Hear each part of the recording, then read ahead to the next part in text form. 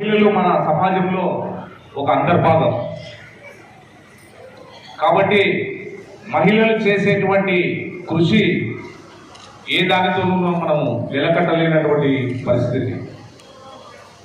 కాబట్టి మహానుభావులు ఎందరో కూడా తల్లిగాను ఒక చెల్లిగాను అందరినీ ఆదరిస్తూ అభిమానిస్తూ ఆమె స్వభావం చూసుకోకుండా కూడా ఎదుటివారి పైన ప్రేమానురాగాలు చూపించేటువంటి మహిళలకు చాలా రుణపడి ఉండాల్సినటువంటి పరిస్థితి ఉందని చెప్పేసి తెలియజేస్తున్నాం. అంతేకాకుండా వాళ్ళు మహిళలు ఒక తల్లిగా మనకు నేర్పేటువంటి అలవాట్లు మన సమాజంలో తలెత్తుకునే విధంగా అలాగే గర్వపడే విధంగా కూడా మనల్ని తీర్చిదిద్దింది కూడా ఒక తల్లి అని చెప్పేసి ఈ సందర్భంగా మనం గుర్తు చేసుకోవాలి.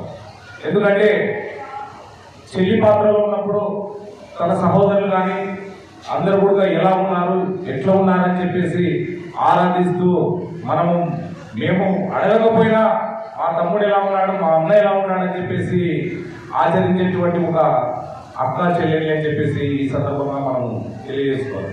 ఎందుకంటే మహానుభావులు ఎందరో కానీ చాలా మహిళలను చాలా గర్వంగా సంబోధించినటువంటి సందర్భాలు కూడా మనం ఇవాళ గుర్తు చేసుకోవాలి.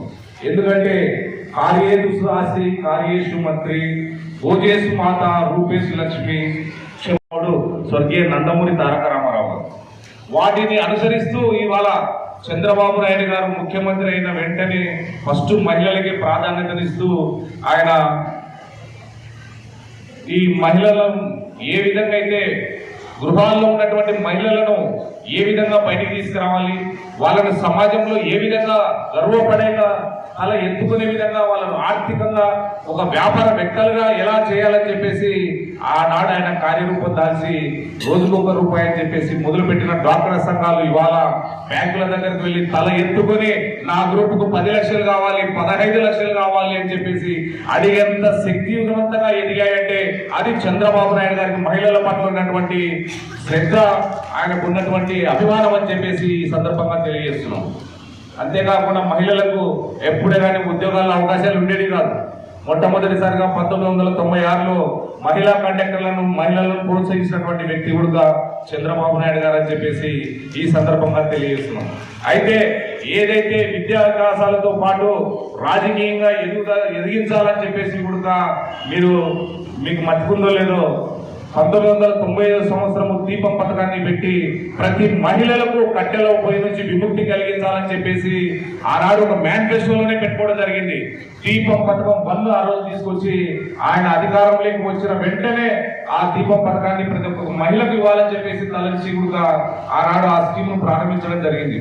అయితే ఆ సభకు గౌరవ స్పీకర్గా ఎవరు ఎంచుకున్నారో తెలుసా? 1999లో ప్రతిభా భారతి గారిని శాసనసభకు ఒక మహిళను స్పీకర్గా చేసినటువంటి ఘనత ఒక చంద్రబాబు నాయుడు గారిని చెప్పేసి ఈ సందర్భంగా తెలియజేస్తున్నాం. అంతేకాకుండా ఈరోజు మా కూటమి ప్రభుత్వం గర్వంగా చెప్పగలుగుతాం.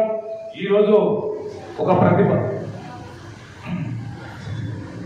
రాష్ట్రపతి ద్రౌపది ముర్ము గారిని కూడా మా ఎన్డీఏ కూటమి ప్రభుత్వం ఒక సామాన్యమైనటువంటి మహిళను ఈ రోజు ఒక రాష్ట్రపతి స్థానంలో కూర్చోబెట్టినారంటే అది మహిళలకు మా కూటమిచ్చేటువంటి గౌరవం అని చెప్పేసి ఈ సందర్భంగా తెలియజేస్తున్నాం. అంతేకాకుండా